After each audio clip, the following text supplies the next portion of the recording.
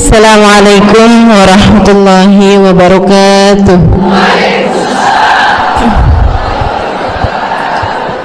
Alhamdulillah.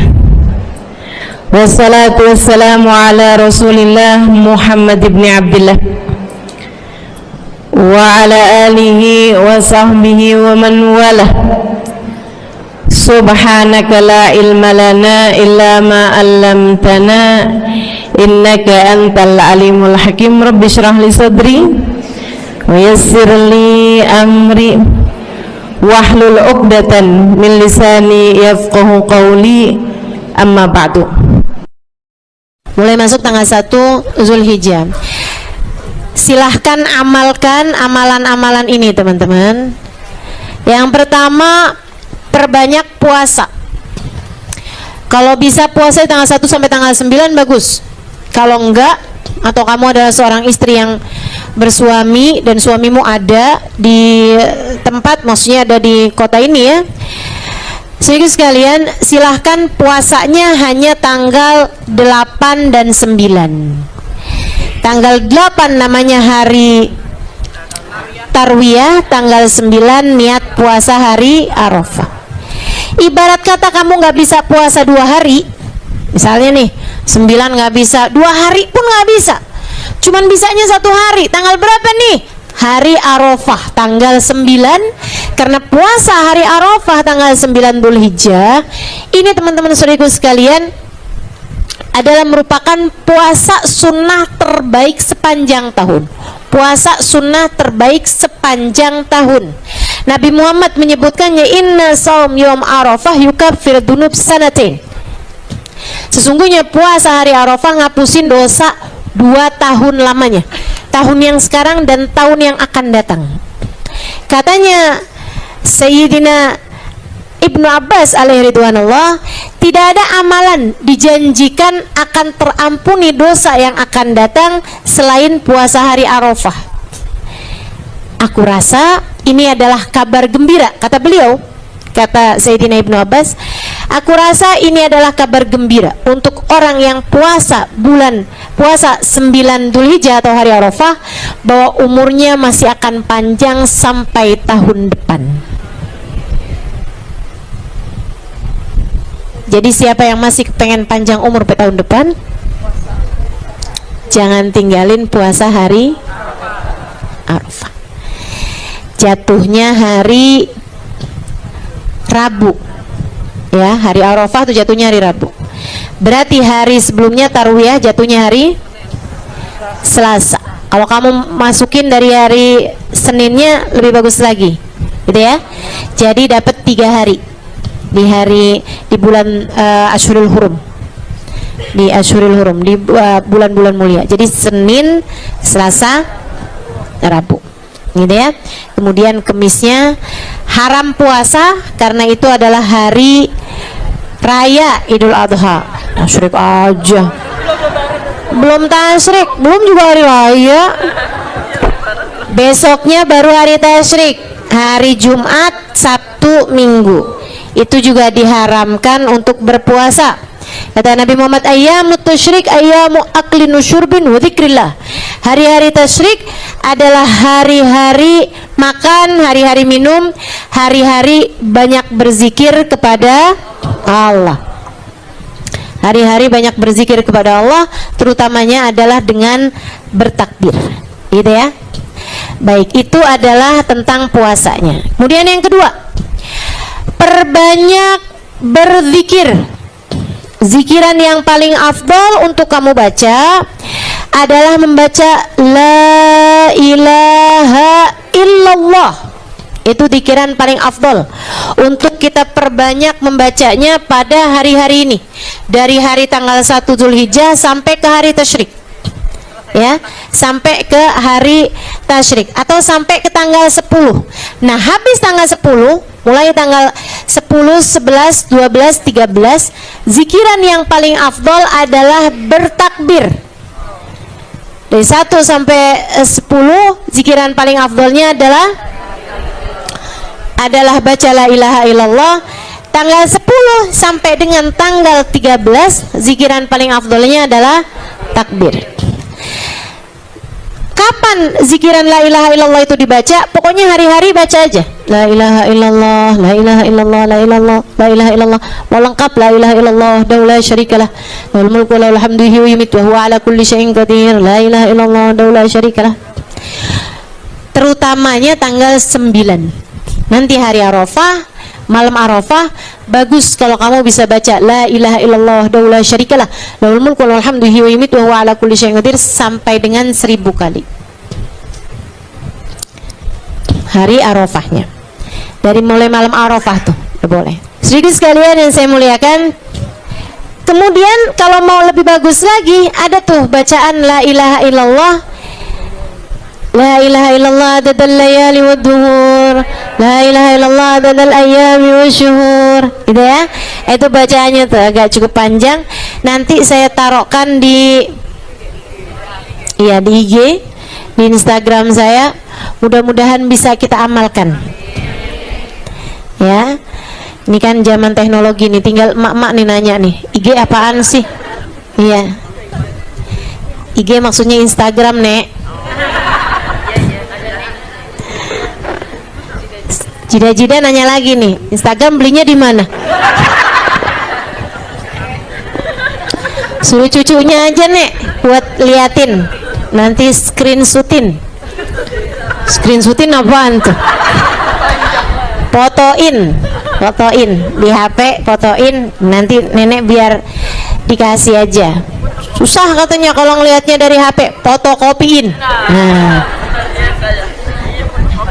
Dari HP kecil-kecil ya, Nek ya. Jida-jida boleh tuh nanti minta anak-anaknya bukan buat fotoin dari Instagram saya, kemudian di fotokopiin. Gedein dulu ya, nanti bilangin nama tukang fotokopinya. Iya benar. Ukuran A4.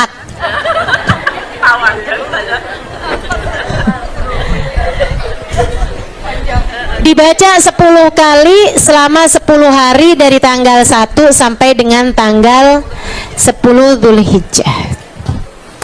Kemudian teman-teman saya sekalian, mulai asar hari Arafah. Ada yang bilang subuh hari Arafah. Habis sholat, tiap habis sholat baca takbir. Pokoknya begitu habis selesai salam sholat sampai 3 hari tasyrik. Jadi ini lama nih. Ada yang bilang dari asar hari Arafah, ada ulama yang bilang dari asar Arafah, ada yang bilang dari subuh hari Arafah.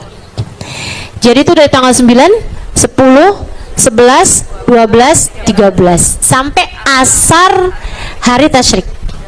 Setiap habis selesai sholat fardu, Assalamualaikum warahmatullahi, Assalamualaikum warahmatullahi, langsung takbiran dulu sebelum baca zikir yang lain. Takbirannya Allahu Akbar, Allahu Akbar, Allahu Akbar, La ilaha illallah, Wallahu Akbar, Allahu Akbar walillahil hamd 3 kali. Allahu Akbar, Allahu Akbar, Allahu Akbar, La ilaha illallah, Wallahu Akbar, Allahu Akbar, lillahil hamd. 1 kali lagi. Allahu Akbar, Allahu Akbar, La ilaha illallah, Wallahu Akbar, Allahu Akbar walillahil hamd. Allahu Akbar kabira walhamdulillahi katsira wa subhanallahi bukratan wa asila. La ilaha illallah wahdah sadaqa wa'dah wa nasara 'abdah wa 'azza jundahu wa hazamal ahzaba wahdah. La ilaha illallah wallahu akbar, Allahu akbar walillahil hamd. Dah segitu.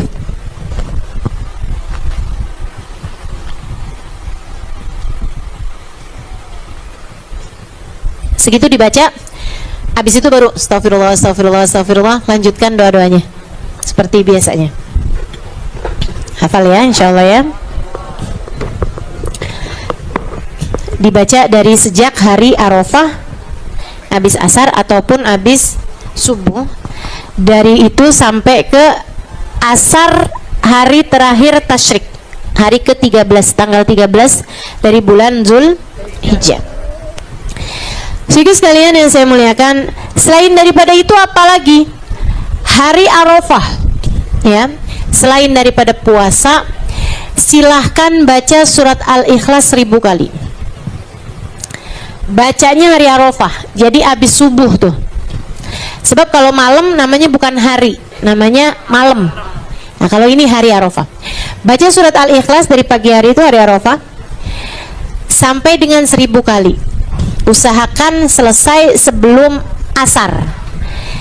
Abis asar hari Arafah, banyaklah berdoa, gitu ya. Sisakan kalau mau Al-Ikhlasnya 10 kali gitu. Kemudian La ilaha illallah daula syarikalah yang udah dibaca dari tadi malam tuh, sisain juga 10 kali gitu. Kemudian sesudahnya banyakin doa. Banyakin doa sebanyak-banyaknya. Biar ngepasin hari Arafah itu kamu juga sedang dalam keadaan berdoa bersama dengan ribuan, puluh ribu, ratus ribu, juta orang yang hari itu juga sedang berdoa di padang Arafah. Kalau bisa deket-deket matahari tenggelam tuh, usahakan jelang-jelang maghrib tuh kamu masih sedang berdoa. Itu saat paling mustajab di hari Arafah. Sekalian doa, biar Allah lihat yang di padang Arafah lagi pada doa, kamu juga di Jakarta lagi pada doa juga, gitu, masing-masing, gitu kan ya. Ustazah perlu keluar rumah buat kena cahaya matahari, boleh juga, kalau mau begitu boleh juga, sambil bilang begini, ya Allah, di bawah matahari yang sama kami sedang berdoa. Yang di Arafah itu mataharinya sama nggak? Sama sama kita. Maka di bawah matahari yang sama, di bawah langit yang sama, kami sama-sama sedang berdoa meminta kepadamu, ya Allah, jika engkau mengabulkan doa mereka, kabulkanlah pula doaku, ya Allah. Insya Allah doanya nggak ditolak sama Allah. Malam hari Idul Adha, silahkan hidupkan malamnya dengan ibadah kepada Allah. Kalau bisa salat tasbih, gitu kan ya. Apa aja pokoknya, banyakin takbir, banyakin baca Quran, banyakin istighfar, banyakin zikir la ilaha illallah, apapun lah yang bisa kamu baca, bisa kamu lakukan. Adain sedekah, maksudnya harus ada sedekahnya gitu, biar seperti apapun usahakan malam hari raya Idul Adha ada sedekahnya. Itu adalah salah satu dari malam di mana doa mustajab, salah satu malam di mana Allah mengatakan gimana Allah menghidupkan hati hamba-hambanya, seperti katanya baginda Nabi besar Muhammad sallallahu alaihi wasallam, man ahya layalil id ahyallahu qalbah yauma yamutul qulub. Siapa yang suka menghidupkan malam hari raya, Allah akan menghidupkan hatinya di saat hati yang lain mati. Guru saya Habib Umar bin Hafid mengatakan, hati yang lain mati itu kapan? Banyak hati mati itu kapan? Yaitu pada saat sakaratul maut. Banyak hati mati. Insya Allah yang suka menghidupkan malam hari raya Idul Adha atau Idul Fitri, insya Allah Allah akan hidupkan hatinya di saat sakaratul maut, sehingga kita meninggal dunia dengan membawa iman, Islam, cinta kepada Nabi Muhammad sallallahu alaihi wasallam, insya Allah. Kemudian teman-teman, pagi hari itu kita disunnahkan mandi hari raya, kita disunnahkan bersih-bersih, kayak potong kuku gitu ya, kecuali buat yang akan kurban. Nah, buat yang akan kurban, buat yang akan berkurban itu jangan gitu ya, jangan potong rambut, jangan potong kuku, jangan donor darah dari sejak tanggal 1 Dzulhijjah sampai hewan kurbannya dipotong. 3 itu aja. Kalau bersih-bersih mandi apa segala macam sih nggak apa-apa. Kalau urusan gosok gigi sih harus. Kata Ustazah sebaiknya jangan angkat-angkat apapun dari badan termasuk daki. Enggak, kalau daki mah angkat aja. Iya, kalau kotoran gigi mah angkat aja teman-teman. Yang dimaksudkan adalah anggota tubuhmu kayak rambut gitu kan, bulu-bulu segala macam tuh nggak usah angkat dulu tuh di tanggal 1 sampai hewan kurbanmu dipotong ya, termasuk donor darah seperti yang tadi saya sampaikan. Kuku juga jangan potong kukunya dari tanggal 1 sampai tanggal 10. Ustazah kalau nggak tahu terus potong gitu gimana Ustazah? Nggak boleh kurban ya? Kurban juga. Ini hukumnya sunnah aja teman-teman, sunnah aja. Jangan potong rambut, jangan potong kuku, jangan donor darah ya. Tapi hukumnya nggak wajib atau nggak haram juga gitu, tapi sebaiknya jangan. Kenapa gitu? Rugi. Kenapa rugi? Sebab dengan pemotongan hewan kurbanmu itu anggota tubuhmu itu akan mendapatkan ampunan. Seperti mana yang disampaikan Nabi kepada Sayyidah Fatimah, ya Fatimah syhidi laki udhiyatik, wahai Fatimah saksikanlah ketika hewan kurbanmu dipotong, dengan kepalanya diampuni dosa kepalamu, dengan tubuhnya diampuni dosa tubuhmu, dengan tangan kakinya diampuni dosa tangan kakimu, dengan seluruh anggota tubuhnya diampunilah dosa seluruh anggota tubuhmu. Jadi biar rambutnya dapat ampunan dulu aja sebelum kamu potong. Kukunya juga seperti itu, gitu ya. Darahnya juga seperti itu. Jangan dikeluarin dulu dari tubuh atau donor darah itu sebelum kamu mendapatkan ampunannya. Ustazah kalau itu ambil darah ya sebaiknya juga hindari tanggal 1 sampai tanggal 10 atau sampai hewan kurbanmu dipotong. Ini khusus untuk yang mau potong kurban ya, yang mau potong kurban. Kalau nggak mau potong kurban sih terserah aja, potong kapan aja terserah rambut kamu gitu. Iya. Kurbannya dipotong kapan bolehnya? Mulai orang habis selesai sholat Id. Sebelum sholat Id kamu disunahkan untuk jangan makan, jangan minum apapun dulu. Puasa dulu sampai sholat, gitu ya. Baju baru juga sunnah dipakai, minyak wangi juga sunnah dipakai, gitu kan ya. Pilih minyak wangi yang tidak beralkohol, begitu kan. Kemudian jangan tinggal sholat Id, teman-teman, jangan tinggal sholat Id. Sholat Id adalah sholat Idul Adha adalah sholat sunnah terbaik sepanjang tahun. Sholat sunnah terbaik sepanjang tahun. Jangan bandingin sama fardu. Ntar ada orang subuh kagak, sholat Id iya. Sholat subuh wajib gitu ya, itu nggak pakai tawar-tawaran. Nah sholat Id ini jangan ditinggalkan karena dia adalah sholat sunnah terbaik sepanjang tahun, gitu ya. Tahu kan cara sholatnya? Nah kemudian habis selesai sholat, potonglah hewan kurbanmu. Kalau nggak hari itu masih bisa besok, kalau nggak besoknya masih bisa besoknya, kalau nggak besoknya masih bisa besoknya lagi. Selesai dengan maghrib hari terakhir tasyrik. Tapi usahakan nggak sampai asar.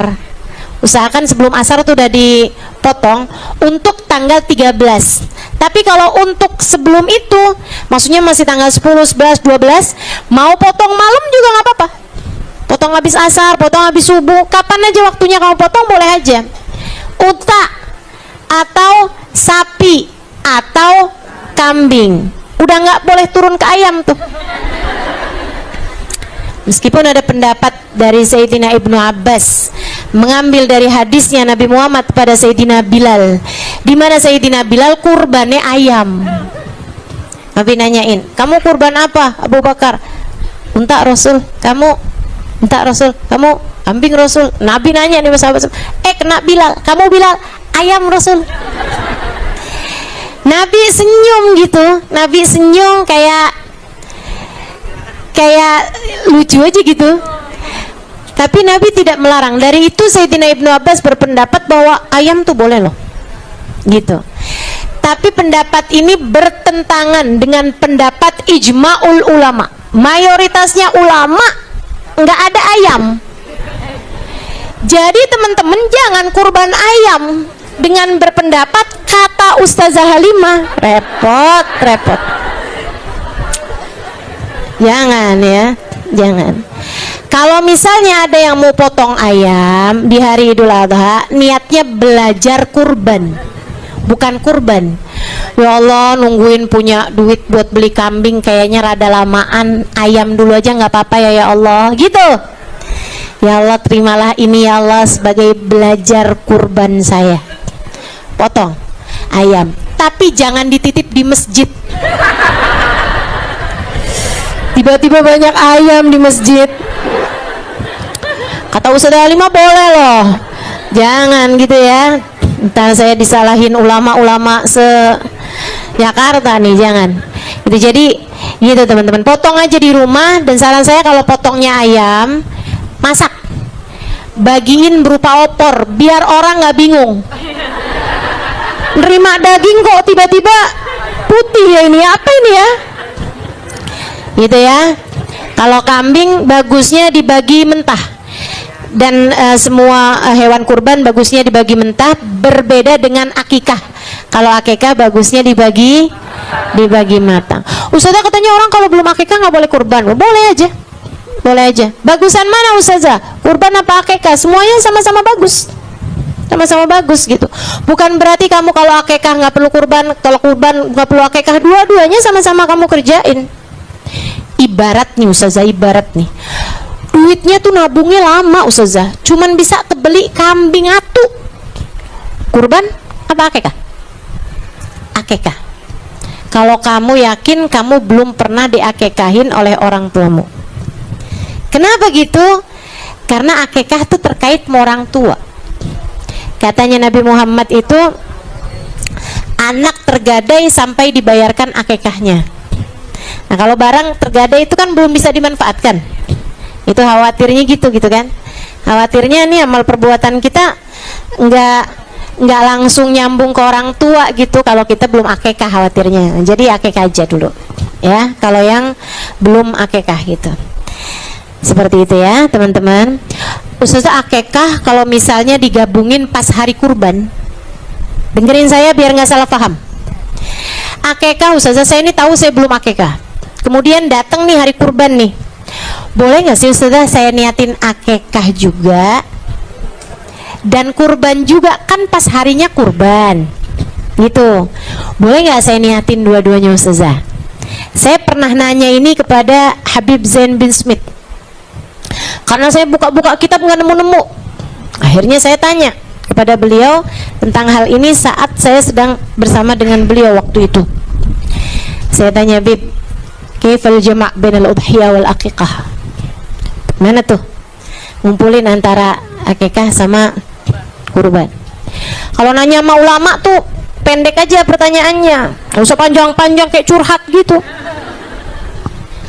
Soalnya Bib kan ada yang nanya gini nih Bib, misalnya Bib, orangnya tuh rada susah Bib, nabungnya susah, cuman bisa kebeli satu kambing. Nggak usah tuh, kalau mau lama tuh pertanyaan pendek aja. Kalau ibu-ibu nanya sama saya panjang gitu kan, karena ibu-ibu tahu saya belum ulama. Jadi akhirnya saya tanya kepada Habib Zain, jawaban Habib Zain bilang begini, fihi khilaf bainal imamain, ya, bain Ibnu Hajar Al-Asqalani wa bainar Ramli, kata beliau begitu. Terus Habib Zain bilang ada di kitab Bushrul Karim, kata beliau. Jadi saya udah buka-buka kitab, rupanya saya nggak kebuka si Bushrul Karim itu. Gimana tuh? Ada perbedaan antara dua imam besar pada masa tersebut ya. Jadi ada yang mengatakan boleh, ada yang mengatakan nggak boleh. Nah gimana nih kalau buat orang di zaman kita sekarang? Jadi gini, terhadap hilaf-hilaf tuh kayak gini nih teman-teman. Kalau kamu adalah orang yang mampu buat akikah, entar lagi datang kurban, mampu lagi buat kurban, ya ngapain dikumpul-kumpulin? Itu namanya pelit. Akikah, kurban. Jangan kamu lahirin anak deket-deket Idul Adha, ya udah gampang, ntar akikahnya sekalian. Jangan. Itu masing-masing aja.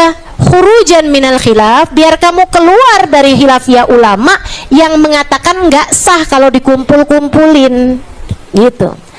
Tapi kalau kamu seperti orang yang tadi udah saya sampaikan, nabungnya rada susah, ya kan? Ekonominya terbatas, udah nabung susah banget nih, baru bisa nih kekumpul, bisa buat beli satu kambing. Saya belum diakikah juga, ini kebetulan deket waktunya kurban. Apa saya niatkan? Niat dua-duanya, Allah Maha Karim, Allah Maha Rahim. Insya Allah kamu selesai dari urusan akikah, dan juga kamu terbayarkan atau kamu pun juga terhitung berpahala kurban. Gitu ya, jelas ya? Baik, itu aja yang bisa saya sampaikan. Mudah-mudahan amalannya udah semua kayaknya ini urusannya. Oh iya, Ustazah, daging kurban itu gimana Ustazah? Boleh sunnah dibagikan kepada orang fakir miskin, tapi boleh juga dibagikan kepada siapapun, orang kaya, bahkan orang non muslim sekalipun. Sunnahnya dibagi mentah, teman-teman. Sunnahnya dibagi mentah. Kalau akekah sunnahnya dibagi matang, gitu kan ya. Kemudian harus dibagi, nih dengerin saya, harus dibagi sebelum tanggal 13 Dzulhijjah. Semuanya harus dibagi sebelum tanggal 13 Dzulhijjah, sebelum matahari terbenam tanggal 13 Dzulhijjah. Makanya saya bilang tadi sebaiknya potongnya itu sebelum asar. Biar kalau kamu potong sebelum asar hari terakhir tasyrik ya, hari terakhir tasyrik, kamu udah selesai baginya di saat matahari terbenam. Sebab kalau belum, nah itu takutnya jatuhnya itu udah keluar dari waktunya. Karenanya enggak sah ada ceritanya kurbannya dibagi entar-entaran. Beda dengan misalnya kita kasih sama tetangga kita lagi keluar kota, terus dia bilang simpenin dulu aja di kulkasmu. Nah itu nggak apa-apa, itu nggak apa-apa. Jadi sekalian saya muliakan, yang nggak boleh itu saya pernah lihat nih iklannya. Makanya saya sampaikan, saya peringatkan ya kepada semuanya nih. Gini nih, saya pernah lihat iklan gini.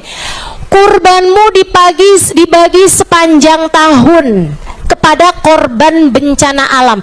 Jadi ternyata daging kurbannya itu dikornetin, dijadiin daging kalengan yang akan dibagikan kepada orang-orang yang terkena bencana alam sepanjang tahun.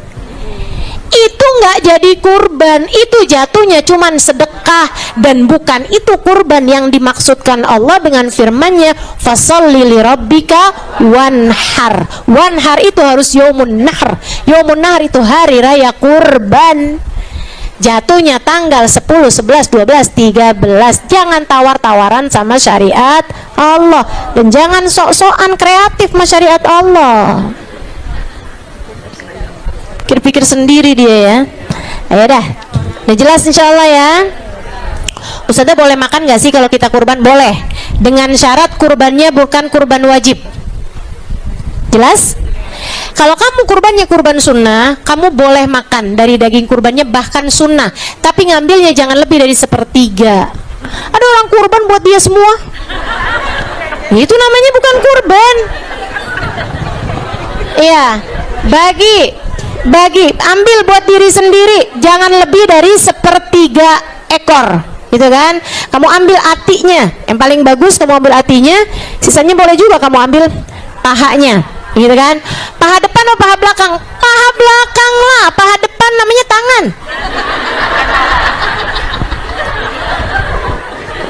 Depan namanya tangan, belakang paha tuh, gitu kan. Baiklah teman-teman sekalian, udah jelas semuanya insyaallah. Mudah-mudahan jadi ilmu yang manfaat, jadi ilmu yang kita dengar, kita resapi, kita masukkan dalam hati, jadi cahaya. A'udzu billahi minasyaitonir rajim. Innal ladzina yakhshawna rabbahum bil ghaibi lahum maghfiratun wa ajrun kabir. Lahum maghfiratun wa ajrun kabir. Wa sirru qawlakum aw ijharu bih innahu alimun bidhatis sudur. Innahu alimun bidhatis sudur. Ala ya'lamu man khalaq wa huwal latiful khabir. Huwallazi ja'ala lakumul arda dhalulan famshu fi manakibiha wa kulu min rizqihi wa ilayhin nusyur. Amintum man fis samai ay yakhsifa bikumul arda fa idza hiya tamur. Am amintum man fis samai ay yursila 'alaikum hasiba fasata'lamuna kaifa nadhir. Wa laqad kadzdzaba alladziina min qablihim fakaifa kana nakir. Sadaqallahul 'azim. وبلغ رسوله النبي الوفي الكريم ونحن على ذلك من الشاهدين والشاكرين والحمد لله رب العالمين. Bismillahirrahmanirrahim. Sebelumnya Allah Subhanahu wa taala di ayat-ayat yang awal Allah Subhanahu wa taala mengatakan tentang kemuliaannya, menciptakan keagungannya, menciptakan alam langit dan alam bumi. Diawali dengan tabarakalladzi biyadihil mulk wa huwa ala kulli syai'in qadir. Maha agung Allah, pemilik kerajaan, wa huwa ala kulli syai'in qadir, pemilik kekuasaan tertinggi, pemilik keagungan mutlak, wa huwa ala kulli syai'in qadir. Allah terhadap segala sesuatu maha berkuasa. Alladzi khalaqal mauta wal hayata liyabluwakum ayyukum ahsanu amala. Ini ayat prinsip banget nih. Ayat jadi prinsip kehidupan kita nih. Kata Allah, dialah Allah yang menciptakan kematian dan kehidupan. Tujuannya buat apa ya Allah? Kami hidup, kami mati. Liyabluwakum ayyukum ahsanu amala. Allah mau menguji kalian, siapa di antara kalian yang dapat berbuat baik. Karena ada sebagian orang kalau dikasih sehat baik, pas giliran dikasih sakit mendadak kayak ngomel mulu. Ada tuh, mana orangnya? Apalagi kalau sakit gigi. Kalau jalan nabrak tiang-tiangnya yang disemarain. Kenapa kok kamu bisa ada di sini? Lah, bingung tiangnya. Alladzi khalaqal mauta wal hayata. Ada orang kalau dikasih miskin baik, pas dikasih kaya sombong, semena-mena, pelit, jadi merendahkan orang. Waduh. Ada juga sebaliknya, pas dikasih kaya baik, begitu dibikin miskin bangkrut, ya Allah, kerjaannya ngata-ngatain orang mulu. Begitu ngelihat rumah orang bagus, nyantet nih kayaknya, pelihara tuyul nih kayaknya. Masya Allah, Masya Allah. Ada gitu. Nah, ini Allah Subhanahu wa taala kasih tahu, Allah yang menciptakan kematian, Allah yang menciptakan kehidupan dengan segala macam keadaan-keadaannya, situasi kondisi umat manusia, liyabluwakum ayyukum ahsanu amal. Allah mau lihat siapa di antara kalian yang tetap bisa berbuat kebaikan dalam keadaan apapun. Wa huwal azizul ghafur. Allah lah zat yang maha perkasa, Allah pula lah zat yang maha pengampun. Alladzi khalaqa sab'a samawatin tibaqa. Allah yang menciptakan langit 7 lapis. Ma tara fi khalqir rahmani min tafawut. Kamu lihat tuh alam semesta, enggak ada yang enggak pas. Enggak ada yang tafawut, enggak ada yang kayak enggak pas gitu. Ini saya lama mikirin ayat ini nih, saya kalau malam-malam tuh sering waktu dulu di Tarim, saya di musim-musim panas tidurnya di atas atap. Kan di sana kan atapnya rata gitu kan. Nah, itu kita di rooftop sana itu di sutuh, itu suka tidur di atas sutuh karena kami nggak punya AC gitu ya. Kalau malam-malam suka liatin bintang-bintang sambil baca ayat ini. Emang bener-bener ma tara fi khalqir rahmani min tafawut. Kamu lihat alam langit nggak ada yang nggak pas. Kata Allah Subhanahu wa taala, nggak ada yang nggak pas dari alam langitnya Allah Subhanahu wa taala ataupun alam bumi juga. Tapi ini yang Allah Subhanahu wa taala lagi sebutin, alladzi khalaq sab'a samawat. Langit-langitnya Allah nih nggak ada yang pas. Kamu bayangin kalau misalnya bentuknya bintang itu kayak wajan, piring, garpu, pasti nggak pas gitu kan. Tiap lihat langit, tiap inget lapar, nggak cocok udah pokoknya nggak cocok aja. Kamu bayangin bentuk apapun di alam langit nggak ada yang pas. Yang pas ya itu deh kayak gitu tuh, awan-awan. Saya suka liatin apalagi kalau lagi terbang gitu kan. Masya Allah, Masya Allah, begitu indahnya alam langitnya Allah Subhanahu wa taala. Saya suka menikmati di jalanan, saat senja, saat matahari terbit, indah luar biasa. Alam langitnya Allah Subhanahu wa ta'ala menampilkan berbagai macam keindahan di semesta ini, teman-teman saudaraku sekalian. Itu kata Allah Subhanahu wa ta'ala, alladzi khalaqa sab'a samawatin tibaqa ma tara fi khalqir rahmani min. Kamu bayangin warna langit, kamu bayangin warna lain gak ada yang cocok. Yang paling cocok ya udah biru kayak begitu tuh, meskipun di Jakarta jarang kelihatan biru ya. Kena polusi. Iya, kalau habis hujan baru tuh ya kita lihat awannya biru gitu kan. Ulah manusia kalau itu, tapi ya aslinya itu kan langit warnanya biru cakep dengan awannya yang putih begitu kan, indah semuanya. Farjil basar kata Allah, balikin lagi mata kamu, kedap-kedip sana sini, tetap aja nggak akan kamu lihat ada yang nggak pas di alam langitnya Allah Subhanahu. Farjil basar kerrotin, ulangi lagi dah, ulangi lagi berkali-kali kamu lihat. Nggak cukup nih pakai mata telanjang, pakai teropong, pakai kamera, pakai teleskop, pakai apa aja dah kamu lihat alam semesta Allah Subhanahu wa ta'ala, alam langitnya Allah Subhanahu wa ta'ala. Semakin kamu lihat, maka kamu akan semakin mengerti betapa sangat indah dan sempurnanya penciptaannya Allah Subhanahu wa ta'ala. Yang kalau bilaikal basar khasian wahwa hasir, mata kamunya tuh yang ngerasa, ya ampun saya gagal menemukan ketidaksempurnaan dalam penciptaan alam langitnya Allah Subhanahu wa ta'ala. Walaqad zayyana sama'a dunya bimasabih, kami udah hias-hiasi bumi ini dengan lampu-lampu. Berupa apa tuh? Berupa bintang gemintang di angkasa. Wa ja'alnaha rujuman lisyayatin, dan kami jadikan bintang-bintang tersebut itu sebagai batu buat lempar setan-setan. Sebelum lahirnya Nabi kita Muhammad sallallahu alaihi wasallam, setan itu suka ngintipin lauhil mahfud.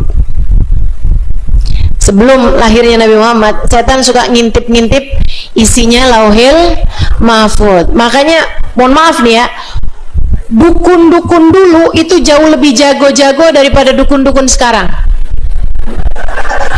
Ustazah kok pakai mohon maaf ya, saya nggak tahu, siapa tahu di sini ada dukun.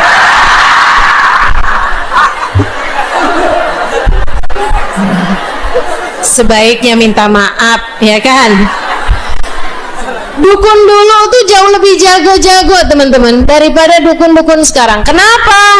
Karena mereka itu kan kerjasama tuh sama syaitan, dan setan dulu itu bisa lihat, bisa ngintip lauhil mahfud sampai ketika lahirnya Nabi Muhammad sallallahu alaihi wasallam. Nah, setan-setan ini udah dihalangkan, udah nggak pada bisa tuh ngelihat isinya lauhil mahfud. Khasian wa wazir wa kazana sama dunia masabi ujalna rujuman lisyayatin. Jadi sering setan tuh mengintip isinya lauhil mahfud, dilempar pakai bintang-bintang. Wa atadna lahum adabas sa'ir, dan kami siapkan untuk para setan-setan ini adab neraka yang sangat pedih, yang sangat nyata, yang menyala-nyala. Walilladzina kafaru bi rabbihim adzabu jahannam bisal masir wa bisal masir. Untuk orang-orang yang ingkar kepada Allah Subhanahu wa taala, sudah diperlihatkan tanda-tanda kekuasaan alam semestanya Allah, tapi dia masih ingkar juga sama Allah, enggak beriman kepada Allah Subhanahu wa taala, kami siapkan baginya adab neraka jahanam, dan itu adalah seburuk-buruk tempat kembali. Idza ulqum fiha sami'u laha syahiqan wa hiya tafur. Apabila dilemparkan ke dalamnya, maka orang-orang akan melihat suara gelagaknya api, yang gelagaknya air ketika mendidih. Nah, itu sami'u laha syahiq. Syahiq itu ya kayak gitu tuh, suara neraka yang mengerikan tuh. Nggak bisa Bayangin kita kayak apaan suaranya. Suara api kalau lagi dilemparin besi, nah itu kan beda tuh suaranya tuh. Gitu ya. Wah, ini ada syahidnya, kayak ada teriakan dari api neraka tersebut ketika dilempari orang-orang kafir, dimasukkan di dalamnya. Wahya tafur, dan dia tafur. Tafur itu mendidih. Nerakanya mendidih. Takadu tamayyizu minal ghaib. Nerakanya tuh hampir-hampir berpencar-pencar dari gemesnya. Teman-teman saya sekalian, kita tuh kalau gemes kayak kan? Kayak gitu juga neraka. Emang bahasanya Al-Quran tuh nggak bisa ditandingi, teman-teman. Ngeri banget, ngeri banget. Takadu tamayyizu minal ghaib. Hampir-hampir neraka itu kayak berpencar-pencar dari marahnya, dari gemesnya sama orang-orang yang nggak beriman kepada Allah Subhanahu wa taala. Kullama ulqiya fiha faujun sa'alahum khazanatuha alam ya'tikum nadhir. Setiap kali datang nih rombongan masuk ke dalam neraka, naudzubillah min dzalik. Ya Allah, jangan jadikan kami salah satu di antara rombongan tersebut. Meskipun kami punya dosa-dosa yang pantas memasukkan kami di dalamnya, selamatkan semuanya ya Allah, ya Allah. Tiap kali dilemparkan rombongan, nerakanya tuh nanya, alam ya'tikum nadhir, memangnya nggak ada apa yang ngasih tahu kalian? Emangnya nggak ada ustadz, ustadzah, dai, daiyah, ulama yang memperingatkan kalian terhadap neraka? Kok bisa-bisanya kamu masuk juga? Qalu, mereka bilang, bala qad ja'ana nadhir. Ada sih, ada pengajian, ada. Kamu nggak tahu jadwalnya? Ada.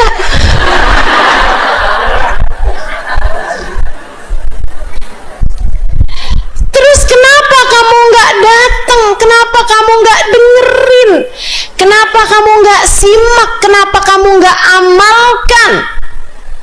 Fakadzabna, karena kami mendustakannya, karena kami nggak percaya sama dia, karena kami menganggapnya Allah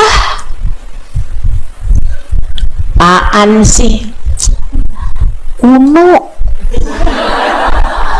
apaan sih, nggak gaul, apaan sih, gabut bener. Itu kan orang-orang nggak penting yang waktunya tuh emang banyak, nggak sibuk. Kalau kita nih kan sibuk.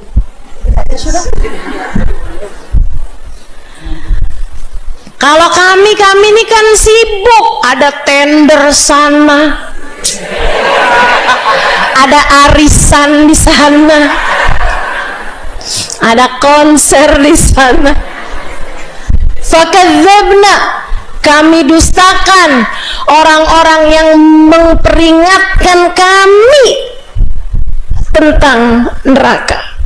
Wa qulna ma nazzalallahu min syai'. Kami bilang, enggak kok, Allah enggak nurunin apa-apa.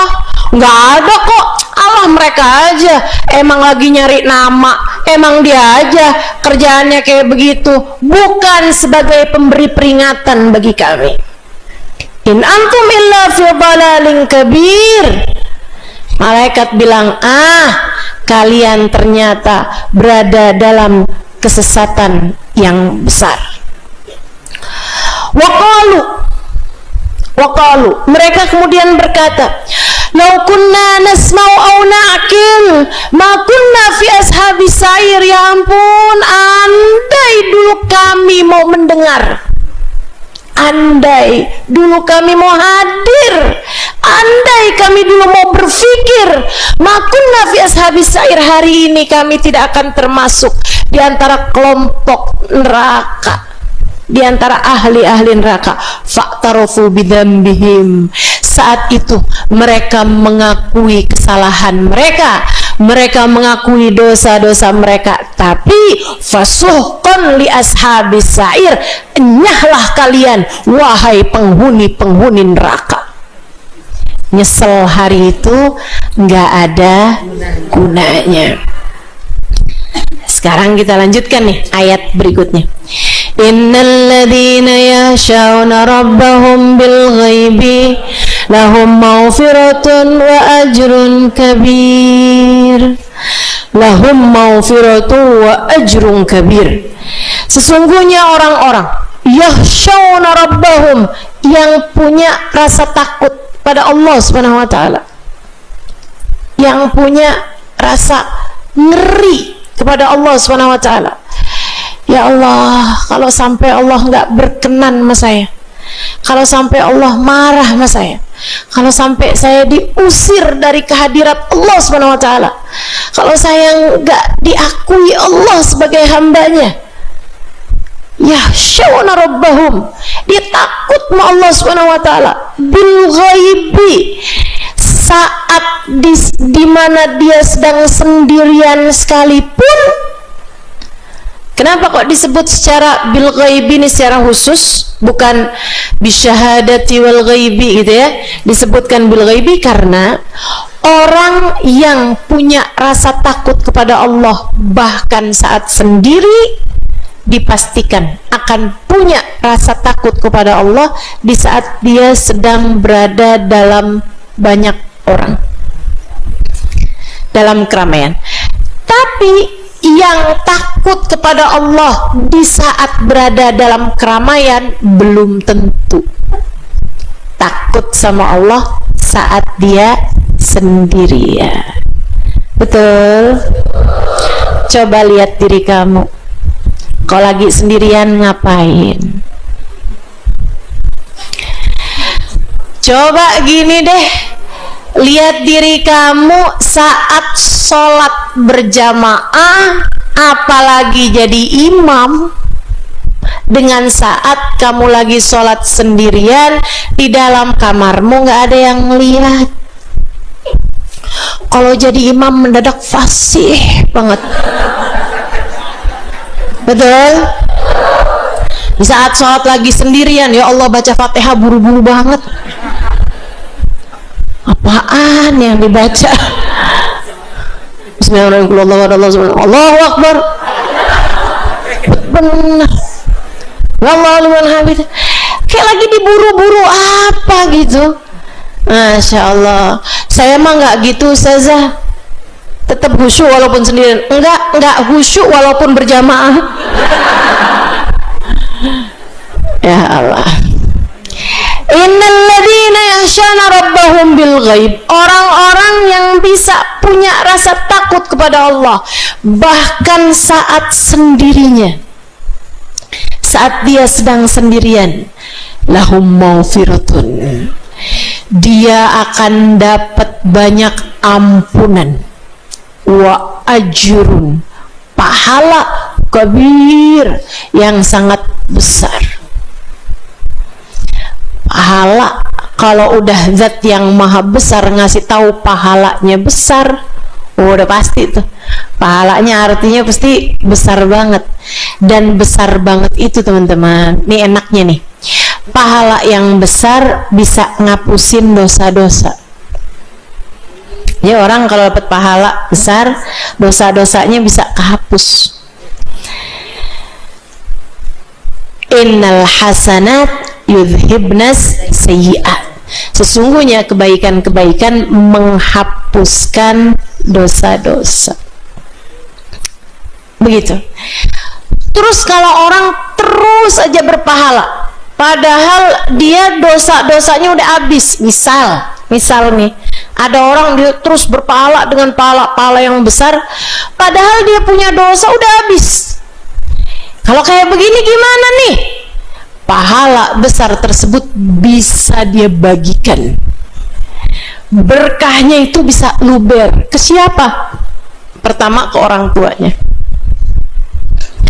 Makanya kenapa Beruntung orang tua punya anak soleh-solehah, karena ngalir tuh kebaikannya si anak tersebut akan sampai kepada orang tuanya. Jadi sekalian saya muliakan, ada satu cerita seorang ayah meninggal dunia, kurang soleh ayahnya, tapi dia meninggal dunia meninggalkan meninggalkan seorang anak. Masih kecil anaknya waktu dia tinggalkan, tapi besar, ibunya Masya Allah luar biasa, ngajarin kepada dia ilmu agama, carikan guru yang soleh yang mengajarkan dia tentang cara sampai kepada Allah Subhanahu wa taala. Bahkan dari sejak belia diajarin sama gurunya, nak, kita tuh nggak bisa ngapa-ngapain kecuali semuanya adalah dari Allah Subhanahu wa taala. Jadi ajarin sama gurunya, saat kamu minum, nak, nih air rezeki dari Allah Subhanahu wa taala, karenanya sebelum minum kamu baca Bismillahirrahmanirrahim. Dari tadi haus.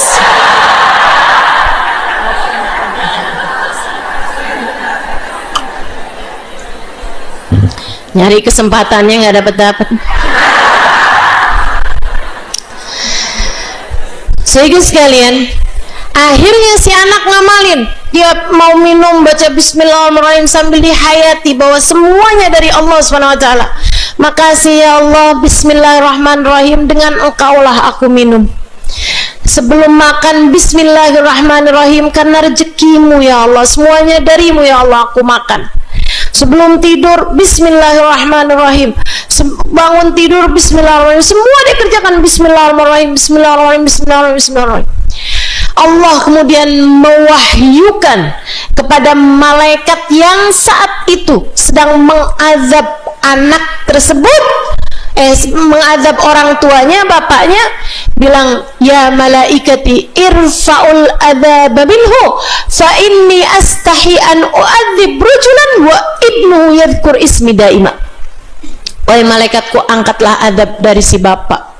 Saya malu, kata Allah, untuk menyiksa seorang laki-laki yang anaknya senantiasa menyebut-nyebut namaku.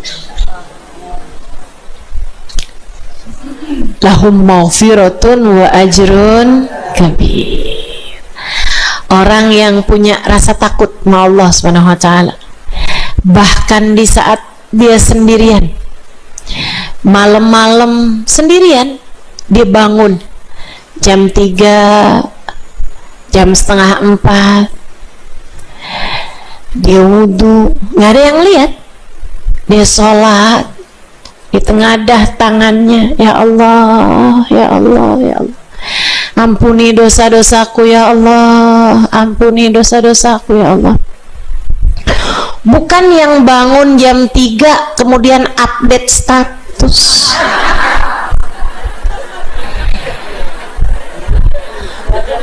Saya nggak ngasih tahu kok Ustazah kalau saya tahajud, nggak ngasih tahu sih, tapi dia broadcast fadilah bangun malam.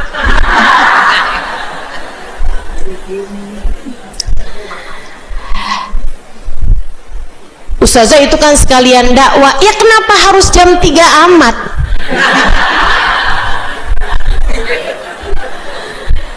Masya Allah.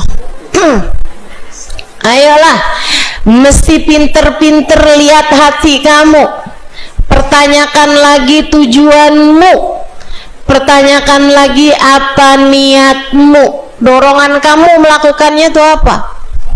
Ada juga nih mak-mak nih, banyak banget nih yang kayak ginian, banyak banget. Tahajud sih kagak ada yang lihat, sampai suaminya aja nggak tahu kalau dia tahajud. Tapi pagi-pagi kelihatan loyo banget.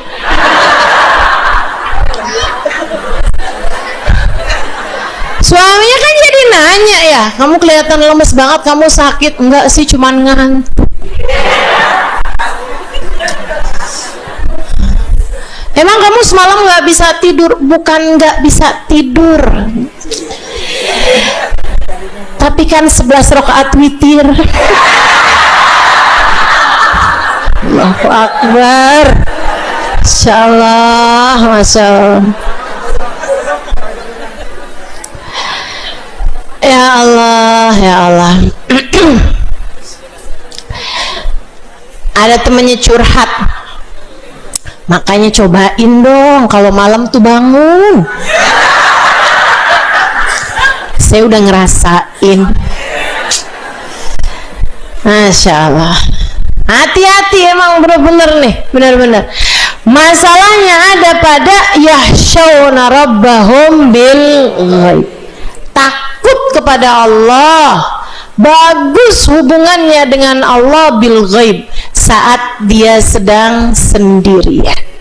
Lahum maghfiratun wa ajrun kabir. Dia dapat ampunan atas dosa-dosanya dan dosa orang tuanya, dosa keluarganya, wa ajrun kabir, dan dia juga dapat pahala yang sangat besar. Orang-orang kaum kafir Quraisy atau orang-orang Yahudi Madinah suka ngobrol kayak begini nih. Kita kalau lagi ngomongin Muhammad jangan kenceng-kenceng, kita mesti pelan-pelan aja. Tuhannya Muhammad suka kedengeran.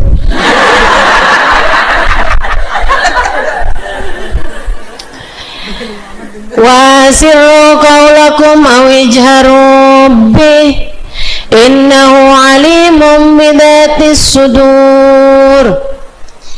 Kata Allah, kalian orang kafir, asirru qaulakum, kamu mau memelankan suara, awijharu bih, atau kamu mau teriak-teriak keras sekalipun, gak ada bedanya bagi Allah Subhanahu wa taala, sebab innahu alimun bidatis sudur, sesungguhnya Allah Maha mengetahui bahkan apa yang ada di dalam hati kalian. Jangankan yang udah dilafalkan, yang di hati aja, yang lain gak ada yang tahu, Allah tahu. Dan ini buat saya kayak malu banget gak sih? Kita nih kayak kelihatan di luar kayak iya gitu, kayak so iya gitu, kayak khusyuk, kayak cakep gitu ya. Ya Allah, ya Allah. Sementara kalau dibuka yang ada di dalam hati kita, ya Allah, ya Allah. Wa sirru qaulakum aw ijharu bih. Dan ini teman-teman sekalian, perbedaan antara kita sama para wali. Perbedaan sangat mencolok antara kita dengan hamba-hamba tercinta di sisi Allah Subhanahu wa taala. Itu ada pada dua hal. Yang satu, niat baik mereka. Mereka tuh hatinya penuh dengan niat-niat baik, nggak pernah ada keinginan untuk tidak baik gitu kan. Yang kedua, kemampuan mereka untuk jaga hati. Yang di dalam hati itu sama bagusnya sama yang di luar, bahkan terkadang yang di dalam lebih bagus daripada yang di luar. Hamba tercinta di sisi Allah Subhanahu wa taala. Jadi kamu jangan sok-sokan ngerasa jangan-jangan nih saya udah jadi wali.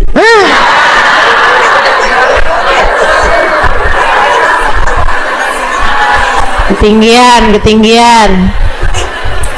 Turun ketinggian.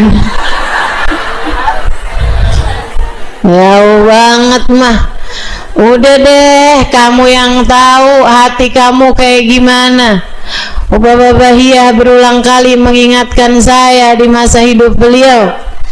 Katanya beliau, Halimah, kita yang tahu siapa kita.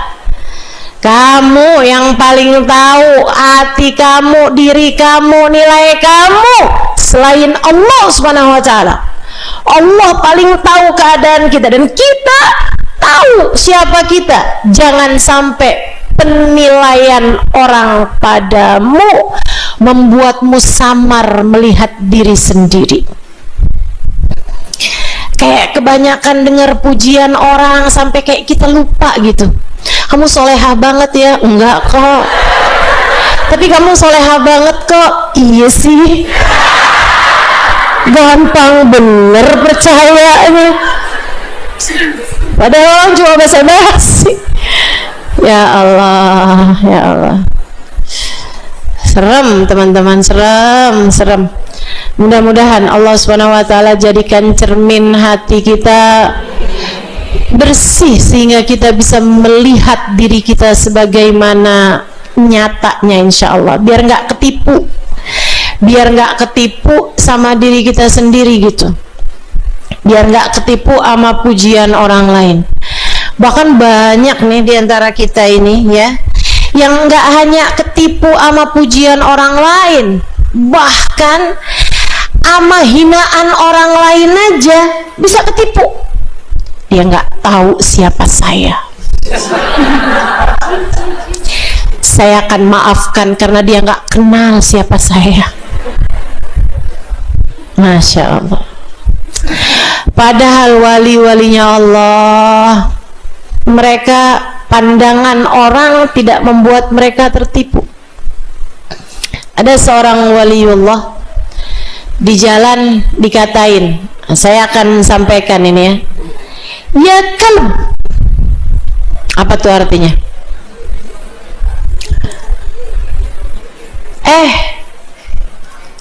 Saya nggak mau nih keluar kalimat kata-kata nggak ini ya. Beliau dikatain begitu, dikatain binatang berkaki 4, suaranya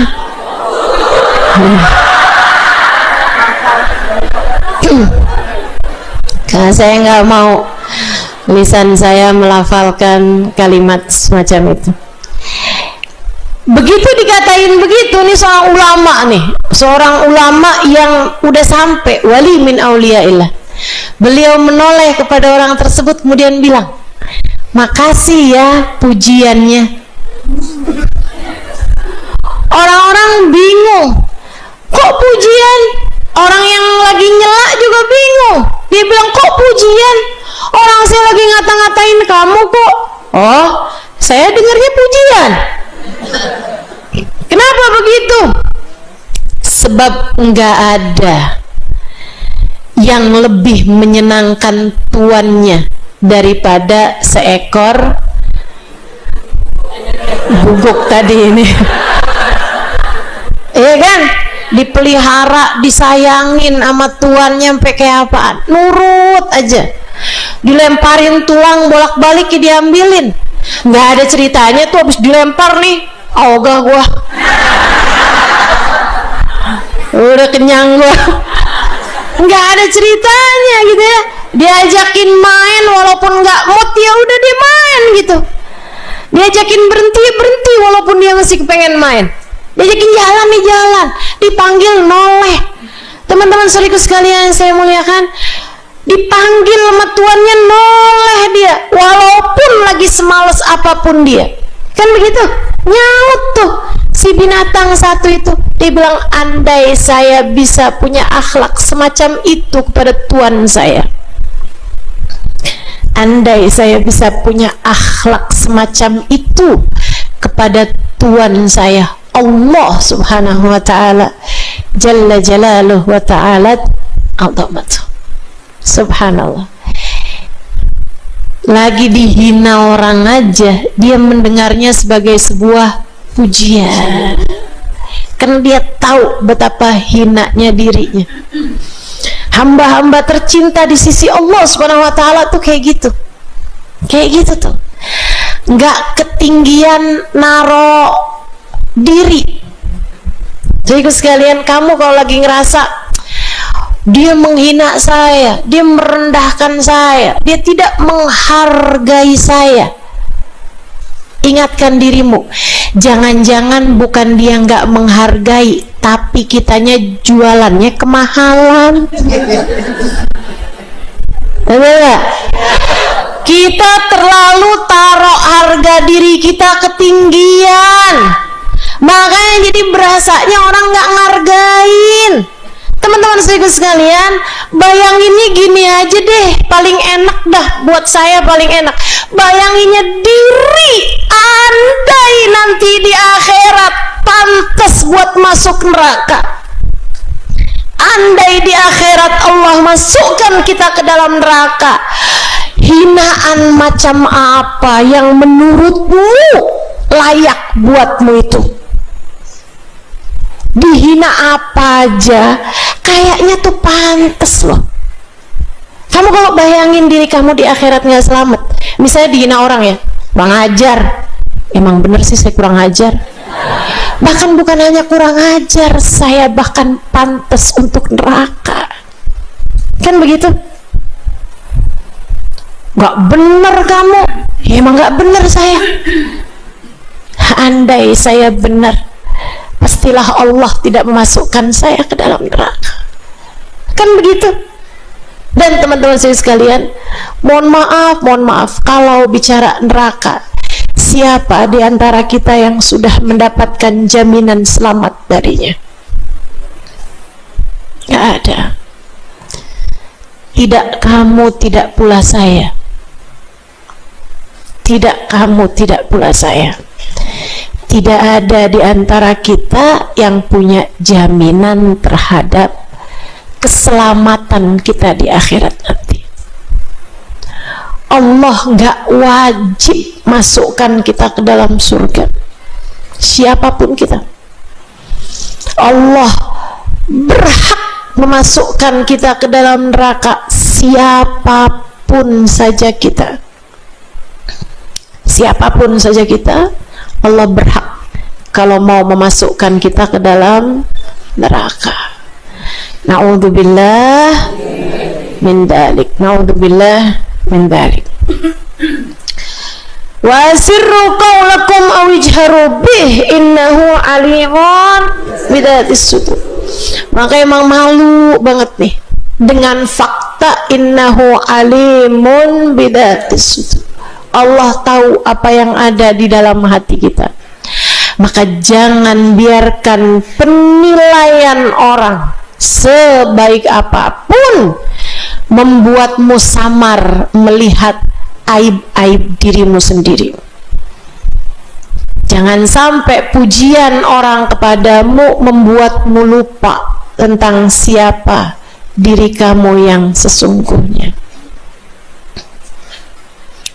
Buatmu lupa siapa dirimu yang sesungguhnya. Allah bilang asirru qaulakum awijharu bih wa asirru qaulakum awijharu bih. Kamu mau pelanin suara kamu sampai bisik-bisik, awijharu bih, kamu mau kerasin suara kamu kayak apapun, innahu alimun bidzatis sudur. Allah bahkan mengetahui apa yang ada di dalam hatimu itu. Allah mendengar apa yang ada dalam hatimu itu. Tapi subhanallah, emang subhanallah, kita tuh kalau lagi mau ngomong yang nggak bagus pasti pelan-pelan.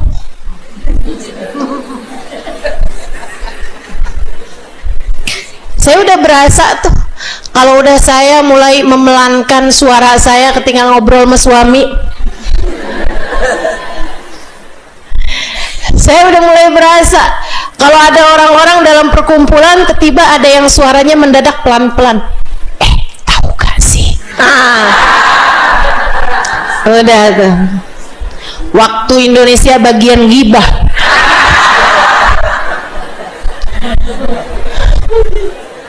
Masya Allah. Dan itu bukan hanya terjadi di masa sekarang. Kadang-kadang bahkan nggak pakai keluar suara loh, tapi dengan sentuhan tangan atau bahkan isyarat mata, ya kan?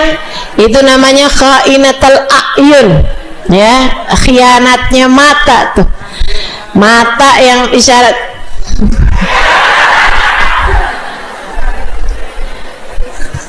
Makanya emang kadang-kadang punya temen yang rada susah nyambungan tuh bagus juga.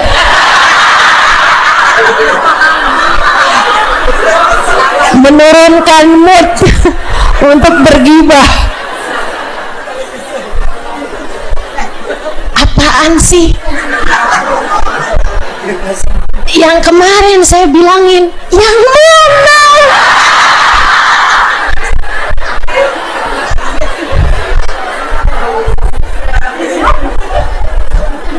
Allah. Saudara sekalian saya muliakan, ada dulu zamannya Nabi Muhammad SAW, ketika Sayyidina Sa'ad bin Mu'adz, sahabat Nabi kita Muhammad SAW, namanya Sayyidina Sa'ad Sa'ad bin Mu'adz, pemimpin sebuah kabilah yang sangat dicintai sama kaumnya. Ketika dia masuk Islam, sekaumnya semua pada masuk Islam. Orang yang sangat berpengaruh, karimu qaumin. Sampai Nabi Muhammad tuh dari hormatnya, disayangnya sama dia, Nabi pernah lagi kumpul-kumpul, kemudian dia datang. Nabi kemudian berdiri dan ngajakin semua sahabatnya berdiri seraya mengatakan, gumu ila sayyidikum, berdirilah kalian semua untuk hormat kepada sayyid kalian, pemimpin kalian.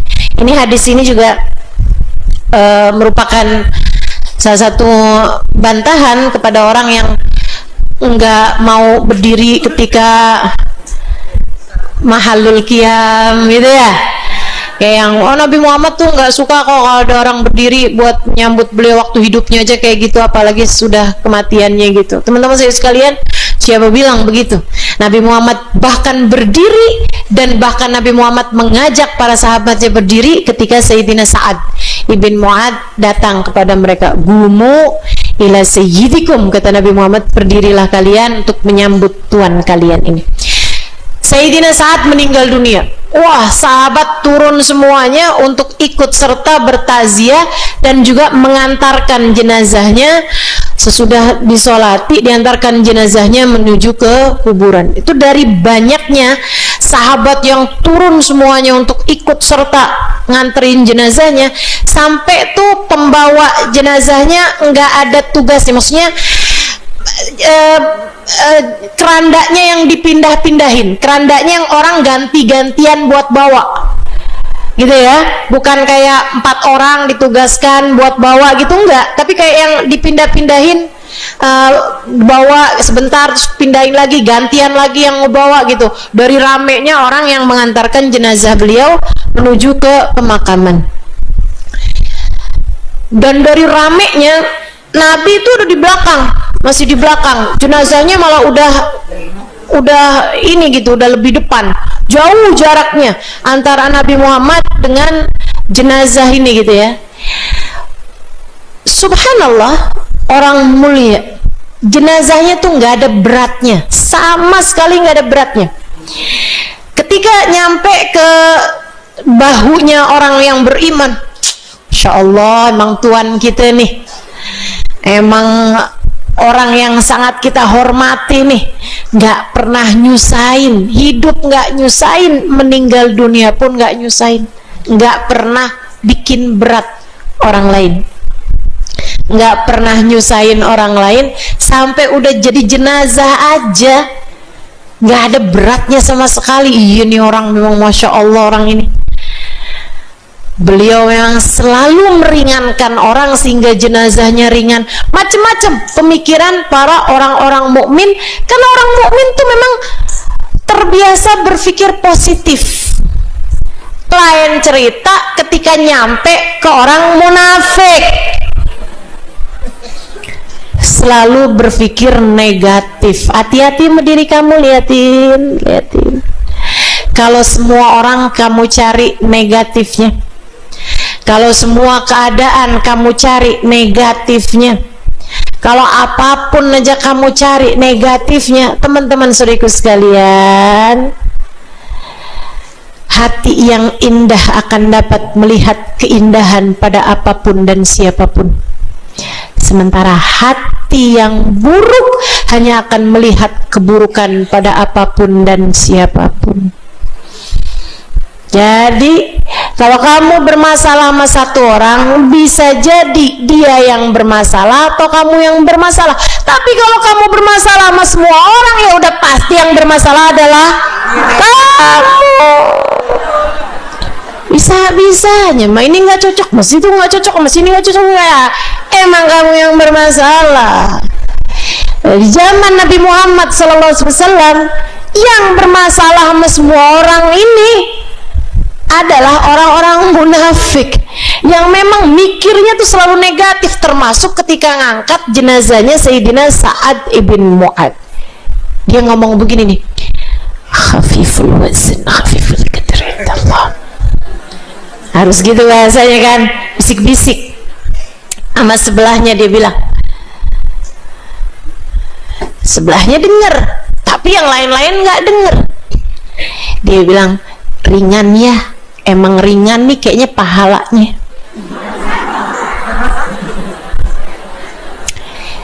Ringan ya, kagak ada berat-beratnya, lo berasa nggak? Iya sih. Ini orang mukmin nih di sampingnya nih, kayaknya emang nggak punya nilai di sisi Allah, kagak ada beratnya. Ya ini kan pikirannya rada, kok bisa-bisanya jenazah ringan dibilangin ringan timbangannya di sisi Allah, ringan nilainya di sisi Allah. Sehingga sekalian dia ngomong bisik-bisik, sebelahnya dia bilang itu. Ucapan ini dia padahal udah ngomong bisik-bisik nih, jarak 4 orang di samping kanan kiri nggak dengar, bahkan mungkin sebelahnya sana aja nggak dengar. Tapi wa asirru qaulakum aw ijharu bih innahu alimun. Nabi Muhammad dari belakang teriak, man yaqulu hakadha innahu khafiful qadr khafiful wazn indallah. Siapa tuh yang berani-berani ngomong kayak gitu? Ringan jenazahnya karena ringan nilainya di sisi Allah. Siapa yang berani-berani ngomong begitu? Sebelahnya, oh, tahu rasa gitu kan? Nih tahu Nabi Muhammad tuh dekat sama Allah. Hati-hati sama orang yang dekat sama Allah. Hati-hati sama orang yang dekat sama Allah. Dan karena kamu nggak tahu siapa orang mukmin yang dekat sama Allah, maka berhati-hatilah sama siapapun yang beriman. Hati-hati sama hamba-hambanya Allah. Karena Allah tuh kayak begitu tuh, sama yang dekat sama Allah Subhanahu wa taala cemburu banget. Sayyidina Muhammad dekat sama Allah, maka Allah kasih tahu rahasia-rahasianya Allah. Sayyidina Sa'ad bin Mu'ad dekat sama Allah Subhanahu wa taala, maka ketika ada orang ngomong bisik-bisik, Nabi Muhammadnya dengar. Siapa yang berani ngomong kayak begitu? Khafiful wazn khafiful qadr indallah. Nabi kemudian kasih tahu kenyataannya kenapa ringan. Orang hanya bisa menebak-nebak, oh ini karena orangnya memang nggak pernah ngerepotin orang, makanya jenazahnya jadi ringan. Karena seperti mana orang hidup, seperti itulah dia mati. Kan begitu? Kama ta'ish tamut, seperti mana kamu hidup, seperti itu kamu akan mati gitu. Tapi Nabi memberitahu faktanya.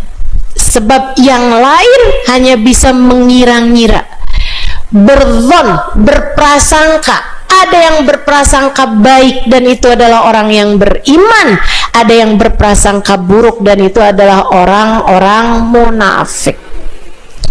Kata Nabi Muhammad, laqad ra'aitu sab'ina alf malak lam yanzilu minas sama' nazalu litasyi'i janazah Sa'ad ibn Mu'ad.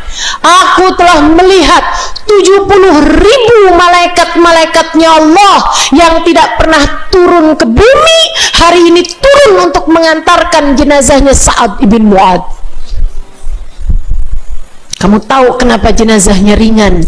Sebab jenazahnya digiring, digotong sama para malaikat-malaikatnya Allah Subhanahu wa taala, diarak sama malaikat-malaikatnya Allah Subhanahu wa taala dengan sayap-sayap mereka, sehingga tidak ada lagi rasa beratnya di bahu-bahu orang yang mengangkatnya.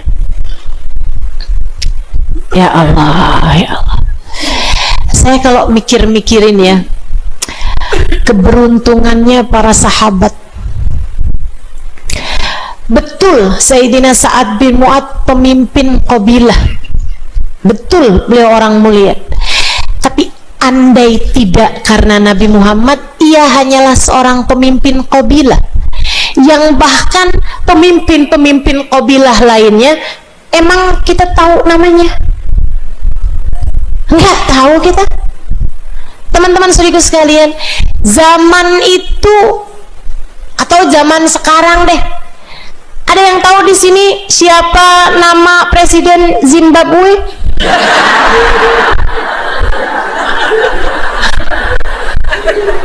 Presiden lah padahal. Hah?